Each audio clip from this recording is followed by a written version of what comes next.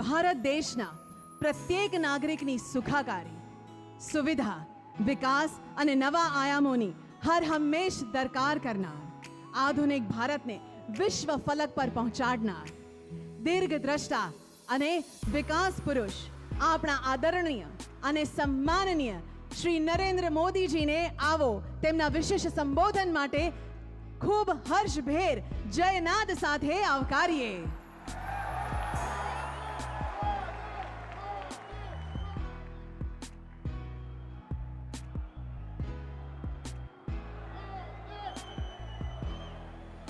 કેમ છો બધા? સુખમાં?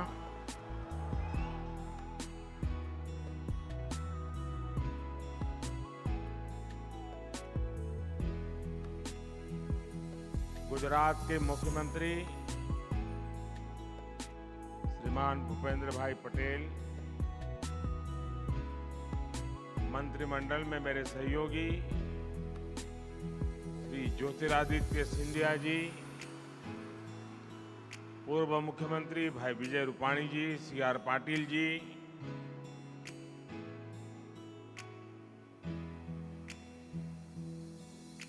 साथियों,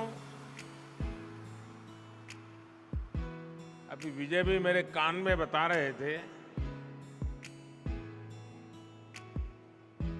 और मैं भी नोटिस कर रहा हूं कि राजकोट में कार्यक्रम हो, छुट्टी का दिवस न हो, रजा ना हो,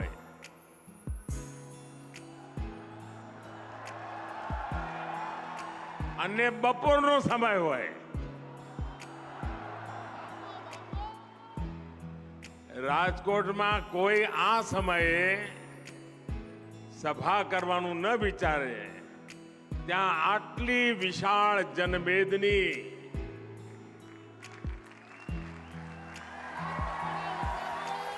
આજે રાજકોટના બધા વિક્રમ તોડી નાખ્યા છે. નહીં તો વર્ષોથી અમે જોઈએ કે સાંજે 8 વાગ્યા પછી ઠીક રહેશે ભાઈ, અને રાજકોટને તો બપોરે સુવા ટાઈમ જોઈએ પાછો. आज राजकोट के साथ साथ पूरे सौराष्ट्र और गुजरात के लिए बड़ा दिन है. लेकिन प्रारंभ में मैं उन परिवारों के प्रति अपनी संवेदना व्यक्त करना चाहता हूं जिन्हें प्राकृतिक आपदाओं के चलते काफी नुकसान उठाना पड़ा है. कुछ दिन पहले ही साइक्लोन आया था और फिर बाढ़ ने भी बहुत तबाही मचाई. संकट के इस समय में एक बार फिर जनता और सरकार ने साथ मिलकर इसका मुकाबला किया है. मैं सभी प्रभावित परिवारों का जीवन जल्द से जल्द सामान्य हो, इसके लिए भूपेंद्र भाई की सरकार हर संभव प्रयास कर ही रही है. केंद्र सरकार भी राज्य सरकार को जिस भी सहयोग की जरूरत है उसे पूरा कर रही है. भाइयों और बहनों, बीते वर्षों में राजकोट को हमने हर प्रकार से आगे बढ़ते देखा. अब राजकोट की पहचान सौराष्ट्र के ग्रोथ इंजन के तरफ भी हो रही है.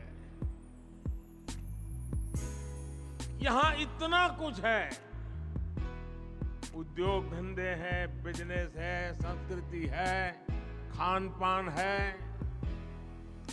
लेकिन एक कमी महसूस होती है और आप सभी भी बार बार मुझे बताते रहते थे और वो कमी भी आज पूरी हो गई. अभी कुछ देर पहले जब मैं नए बने एयरपोर्ट पर था तो आपके इस सपने के पूरे होने की खुशी मैंने भी महसूस की। और मैं हमेशा कहता हूं, राजकोट है जिसने मुझे बहुत कुछ सिखाया, मुझे पहली बार विधायक बनाया,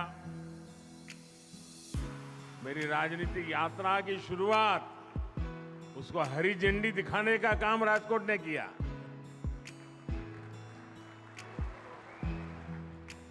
और इसलिए राजकोट का मुझ पर कर्ज हमेशा बना रहता है और मेरी भी कोशिश है कि उस कर्ज को कम करता चलूं। आज राजकोट को नया और बड़ा इंटरनेशनल एयरपोर्ट मिल चुका है। अब राजकोट से देश के साथ साथ दुनिया के अनेक शहरों के लिए भी सीधी फ्लाइट संभव हो पाएगी।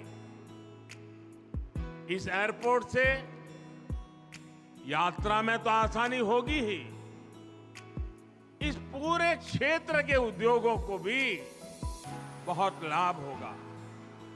और जब मैं मुख्यमंत्री था, शुरुआती दिन थे, ज्यादा अनुभव तो नहीं था, और एक बार मैंने कहा था ये तो मेरा मिनी जापान बन रहा है।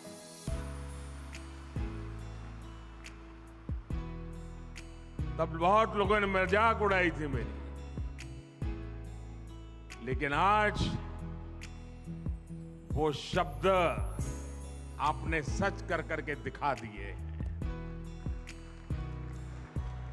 साथियों, यहां के किसानों के लिए भी अब फल सब्जियों को देश विदेश की मंडियों तक भेजना आसान हो जाए। यानी राजकोट को सिर्फ एक एयरपोर्ट नहीं, बल्कि इस पूरे क्षेत्र के विकास को नई ऊर्जा देने वाला, नई उड़ान देने वाला एक पावर हाउस मिला है। साथियों, आज यहां सौनी योजना के तहत अनेक प्रोजेक्ट्स का लोकार्पण भी हुआ। इन प्रोजेक्ट्स के पूरा होने से सौराष्ट्र के दर्जनों गांवों के किसानों को सिंचाई और पीने का पानी उपलब्ध हो पाएगा। इसके अलावा भी राजकोट के विकास से जुड़े अनेक प्रोजेक्ट्स का लोकार्पण आज यहां करने का अवसर मिला है। मैं इन सभी परियोजनाओं के लिए आप सभी को बहुत बहुत बधाई देता हूं। साथियों, बीते 9 वर्षों में केंद्र सरकार ने समाज के हर वर्ग, हर क्षेत्र के जीवन को आसान बनाने के लिए काम किया। हम गुड गवर्नेंस की, सुशासन की गारंटी देकर आए हैं। आज हम उस गारंटी को पूरा करके दिखा रहे हैं। हमने गरीब हो, दलित हो, पिछड़े हो, आदिवासी हो, सबके जीवन को बेहतर बनाने के लिए निरंतर काम किया। हमारी सरकार के प्रयासों से आज देश में गरीबी तेजी से कम हो रही है। अभी हाल में जो रिपोर्ट आई है वो कहती है कि हमारी सरकार के 5 साल में 13.5 करोड़ लोग गरीबी से बाहर निकले। यानी आज भारत में गरीबी से बाहर निकलकर एक नियो मिडिल क्लास, नए मध्यम वर्ग का सृजन हो रहा है। इसलिए हमारी सरकार की प्राथमिकताओं में मिडिल क्लास भी है, नियो मिडिल क्लास भी है, एक प्रकार से पूरा मध्यम वर्ग है। साथियों, आप याद कीजिए 2014 से पहले मध्यम वर्ग की एक बहुत आम शिकायत क्या होती थी? लोग कहते थे कनेक्टिविटी कितनी खराब है, हमारा कितना समय आने जाने में बर्बाद हो जाता है। लोग कहीं बाहर देश से आते थे, बाहर की फिल्मों को देखते थे, टीवी पे दुनिया की अपनी नजर जाती थी, तो उनके मन में सवाल उठते थे, सोचते थे कि हमारे देश में कब ऐसा होगा। कब ऐसे सड़कें बनेगी, कब ऐसे एयरपोर्ट बनेंगे, स्कूल दफ्तर आने जाने में परेशानी, व्यापार कारोबार करने में परेशानी, कनेक्टिविटी का देश में यही हाल था। हमने बीते 9 वर्षों में इस परेशानी को दूर करने का हर संभव प्रयास किया। 2014 में सिर्फ 4 शहरों में मेट्रो नेटवर्क था। आज देश के 20 से ज्यादा शहरों में मेट्रो नेटवर्क पहुंच चुका है। आज देश के 25 अलग अलग रूट्स पर वंदे भारत जैसी आधुनिक ट्रेनें चल रही है। 2014 में देश में 70 के आसपास एयरपोर्ट हुआ करते थे। अब इनकी संख्या भी बढ़कर के डबल से भी ज्यादा पहुंच चुकी है। हवाई सेवा के विस्तार ने भारत के एयरलाइन सेक्टर को दुनिया में नई ऊंचाई दी। आज भारत की कंपनियां लाखों करोड़ रुपए के नए विमान खरीद रही है। कहीं पर एक साइकिल नहीं आ जाए, एक गाड़ी नहीं आ जाए, एक स्कूटर नया आ जाए तो चर्चा होती है। आज हिंदुस्तान में 1000 नए विमानों का ऑर्डर बुक है और संभावना है आने वाले दिनों में 2000 विमान के ऑर्डर की। और आपको याद है, मुझे तो याद है, गुजरात चुनाव के समय मैंने आपको कहा था वो दिन दूर नहीं जब गुजरात एरोप्लेन भी बनाएगा। आज गुजरात इस दिशा में तेजी से आगे बढ़ रहा है। भाइयों और बहनों, ease of living, quality of life हमारी सरकार की सर्वोच्च प्राथमिकताओं में से एक है। पहले देश के लोगों का किस किस तरह की परेशानी से गुजरना होता था, ये भी हम भूल नहीं सकते। बिजली पानी का बिल भरना हो तो लाइन, अस्पताल में इलाज करना है तो लंबी लाइन, बीमा और पेंशन लेना है तो भी भरपूर समस्याएं, टैक्स रिटर्न फाइल करना है तो भी मुसीबतों से गुजरना। हमने डिजिटल इंडिया से इन सभी समस्याओं का समाधान दिया। बैंक जाकर काम कराने में पहले कितना समय और ऊर्जा लग जाती थी, आज आपका बैंक आपके मोबाइल फोन पर है। ये भी कईयों को याद नहीं होगा कि पिछली बार बैंक कब गए थे, जाने की जरूरत ही नहीं पड़ रही है। साथियों, आप वो दिन भी याद करिए जब टैक्स रिटर्न फाइल करना भी बड़ी चुनौती हुआ करता था। इसके लिए किसी को ढूंढो, यहां जाओ वहां दौड़ो, यही सब कुछ हुआ करता था। आज कुछ ही समय में आप आसानी से ऑनलाइन रिटर्न फाइल कर सकते हैं। अगर रिफंड होता है तो उसका पैसा भी कुछ ही दिनों में आपके खाते में आ जाता है, वरना पहले कई महीने लग जाते थे। साथियों, मिडिल क्लास के लोगों के पास अपना घर हो, इसे लेकर भी पहली सरकारों को कोई चिंता नहीं थी। हमने गरीबों के घर की भी चिंता की और मिडिल क्लास के घर का सपना पूरा करने का भी इंतजाम किया। पीएम आवास योजना के तहत हमने मध्यम वर्ग के परिवारों को घर बनाने के लिए विशेष सब्सिडी दी। इसके तहत 18 लाख रुपए तक की सालाना आय वाले परिवारों को मदद दी गई। अभी तक देश के मध्यम वर्ग के 6 लाख से ज्यादा परिवार इसका लाभ उठा चुके हैं। यहां गुजरात के भी 60,000 से ज्यादा परिवारों ने केंद्र सरकार की इस योजना का लाभ उठाया है। साथियों, केंद्र में जब पुरानी सरकार थी तो अक्सर सुनते थे कि घर के नाम पर यह ठगी हो गई, वो धोखा हो गया। कई सालों तक घर का पोजीशन नहीं मिलता था, कोई कायदा कानून नहीं था, कोई पूछने वाला नहीं था। ये हमारी सरकार है जिसने रेरा कानून बनाया, लोगों के हितों को सुरक्षित किया। रेरा कानून की वजह से आज लाखों लोगों के पैसे लूटने से बच रहे हैं। भाई और बहनों, आज जब देश में इतना काम हो रहा है, देश आगे बढ़ रहा है, तो कुछ लोगों को परेशानी होनी बहुत स्वाभाविक है। जो लोग देश की जनता को हमेशा तरसा कर रखते थे, जिन लोगों को देश की जनता की आवश्यकताओं और आकांक्षाओं से कोई मतलब नहीं था, वो लोग देश की जनता के सपने पूरे होते देखकर आज जरा ज्यादा चिढ़े हुए हैं। और इसलिए आप देख रहे हैं आजकल इन भ्रष्टाचारियों और परिवारवादियों ने अपनी जमात का नाम भी बदल दिया है। चेहरे वही पुराने हैं, पाप भी पुराने हैं, तौर तरीके भी पुराने हैं, लेकिन जमात का नाम बदल गया है। इनके तौर तरीके भी वही है, पुराने हैं, इनके इरादे भी वही है। जब मिडिल क्लास को कुछ सस्ता मिलता है तो ये कहते हैं कि किसान को सही कीमत नहीं मिल रही।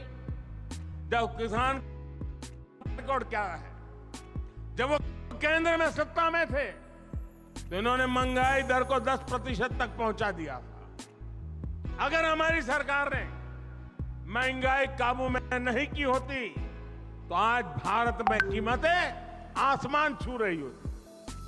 अगर देश में पहले वाली सरकार होती तो आज दूध 300 रुपये लीटर, दाल 500 रुपये किलो बिक रही होती।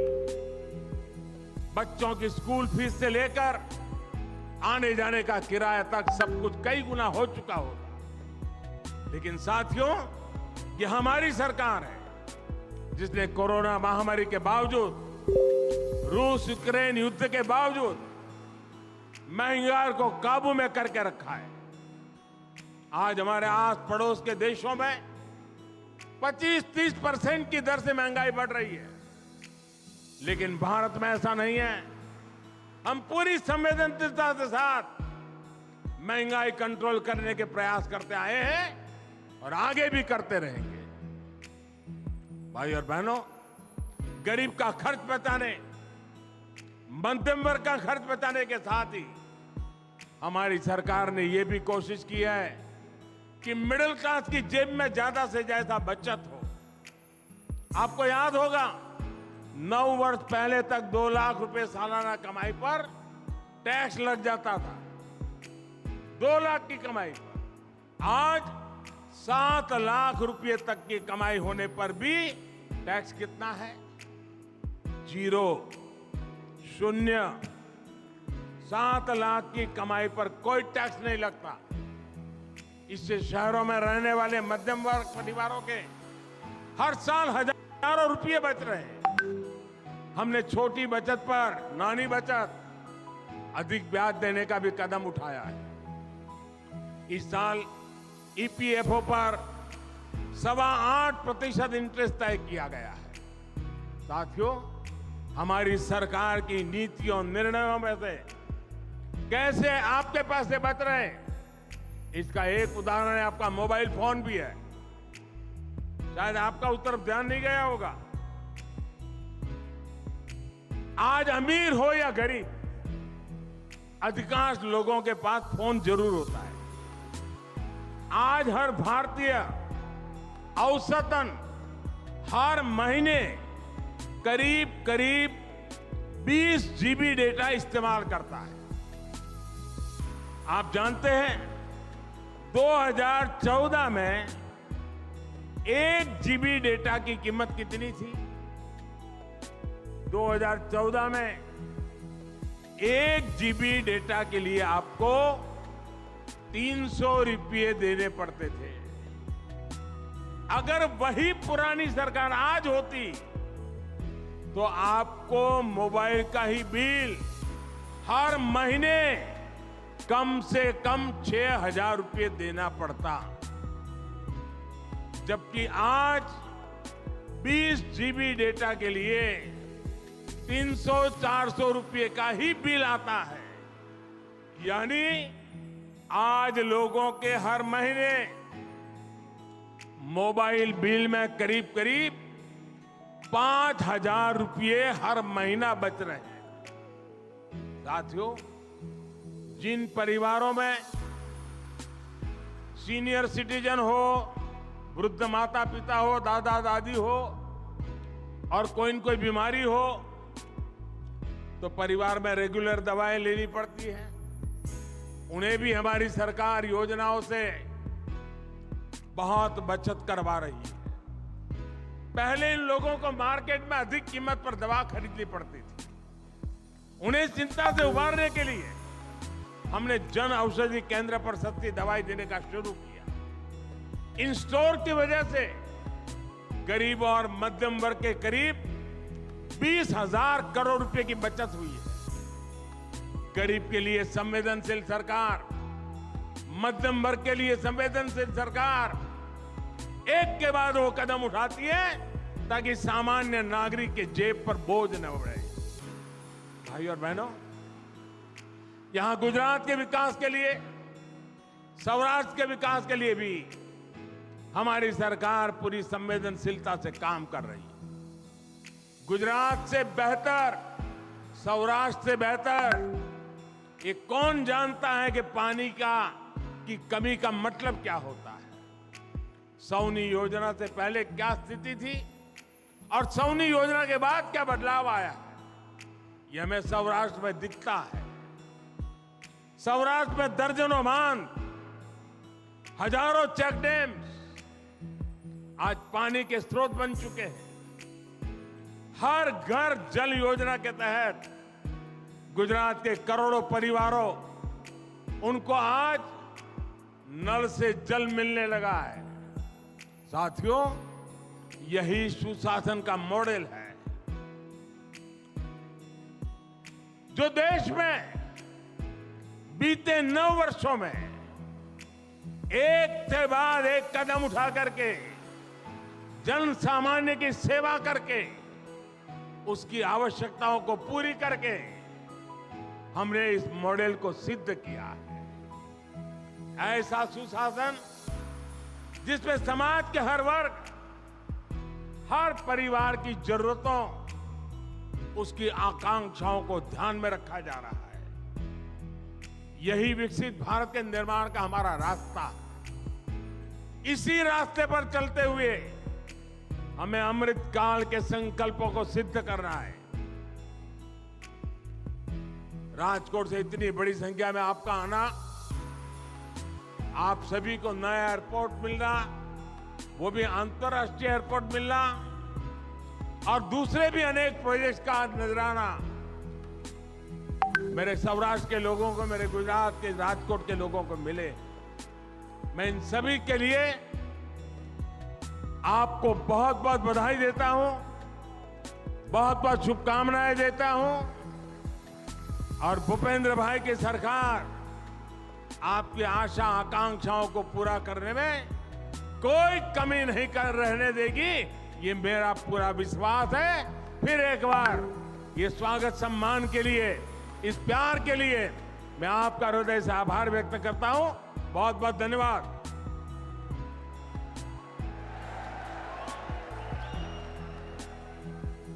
આવો માનનીય પ્રધાનમંત્રીશ્રીનો અનેક ભેટ આપવા બદલ, મહત્વપૂર્ણ ઉપસ્થિતિ બદલ અને સમગ્ર રાજકોટ અને સમગ્ર સૌરાષ્ટ્ર વતી આપણે હૃદયસ્થ આવજો કહીએ અને ફરી પધારવા નિમંત્રણ આપીએ। ભારત માતા કી, ભારત માતા કી, ભારત માતા કી। ધન્યવાદ।